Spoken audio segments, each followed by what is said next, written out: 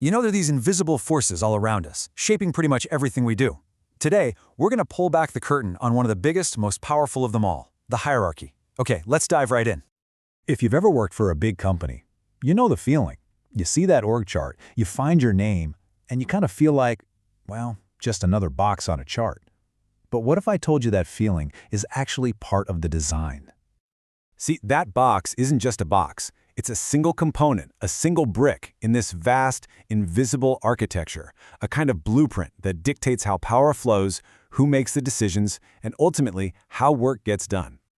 So how do we start to actually see this invisible architecture?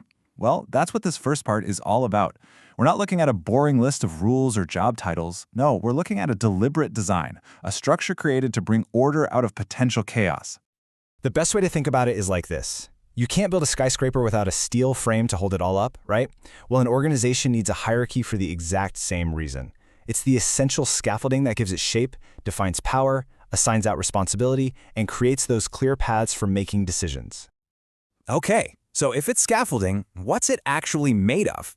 To get that, we need to look at the core blueprint, the very DNA of what a hierarchy is. And here it is, right at its core. A hierarchy is just the physical shape, the embodiment of rank and authority. Its entire job is to create a system that makes sense, one that carefully balances giving people the freedom to do their jobs with the need for the whole organization to stay in control and move in the same direction. And this shows you its main engine, the chain of command. It's a really clean top-down flow. Up at the top, you've got executives setting the big vision. Then, management's crucial job is to translate that vision into actual, doable plans. And finally, you have the units on the ground, the ones who actually carry out the day-to-day work. So, if the hierarchy is this invisible architecture, then that org chart we talked about, that's the wireframe. It's the blueprint made visible. It's a sketch that lets you see the whole design at a glance, all the levels, who reports to who, you get the idea. It shows how all the pieces are supposed to connect, which makes it a super powerful tool for understanding how a company really works. But, just like there are different styles of buildings, there are different ways to design a hierarchy. And this brings us to some really key design choices that every single organization has to make. The two big ones are tall and flat. A tall hierarchy is kind of like a skyscraper, lots of different floors or echelons. It's built for very precise control and having super clear paths for when a problem needs to be kicked up the ladder. A flat hierarchy, on the other hand, is more like a sprawling ranch house. It gets rid of as many layers as possible to make the organization more agile and speed up communication. And it's not just about the shape, it's also about how authority flows. Do you go for a top-down, command-driven approach? That gives you absolute clarity and makes sure everyone's pulling in the same direction. Or do you go bottom-up, where you decentralize things and encourage innovation by tapping into the ideas of the whole team? Big choice. Okay, so we've got the blueprint, we've got the architecture. But a building is just an empty shell without people, right? So now, let's talk about the human side of all this. What it's like to actually live and work inside this structure. Because let's be real for a second. The org chart, it tells one story, but who are the people who really make things happen? The ones who get things done, no matter what their official title says. It's because every organization basically has two systems running at the same time.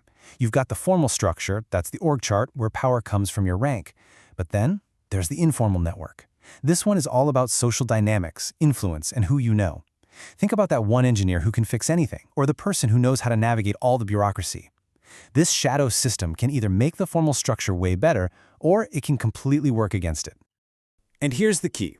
To understand how an organization actually works, you have to be able to see these dominance dynamics. That's just a fancy way of saying the natural power imbalances that exist in any hierarchy. They're the things that really show you how influence and resources get passed around. So this all brings us to our final section. How do we even know if a certain hierarchical design is any good? I mean, is it built to last, or is it just waiting to crumble? The source material gives us a fantastic way to measure this. A hierarchy isn't good just because it exists. It has to earn its keep. It has to be justified. Does it actually make the organization more efficient? Does it make things clearer? Does it help everyone stay aligned with the main goals? We can actually break that down into a quick quality check with 4 questions. 1. Clarity. Does everyone know what they're supposed to be doing? 2. Efficiency. Does this structure speed things up, or is it just a bunch of red tape? 3. Adaptability. Can it change when it has to? And finally, the big one, the ultimate tightrope act, balance. Does it give you control without totally crushing creativity? But here's the twist. The world is changing, and fast. The classic hierarchy, with its focus on that top-down vertical control, is facing a massive new challenge: the network. In a world that prizes speed and agility, those horizontal, peer-to-peer connections are becoming everything. And a lot of companies are now trying to figure out how to get the best of both worlds. And that leaves us with one final, huge question to think about. As our world gets more and more connected, more network-driven, is that traditional pyramid finally becoming obsolete?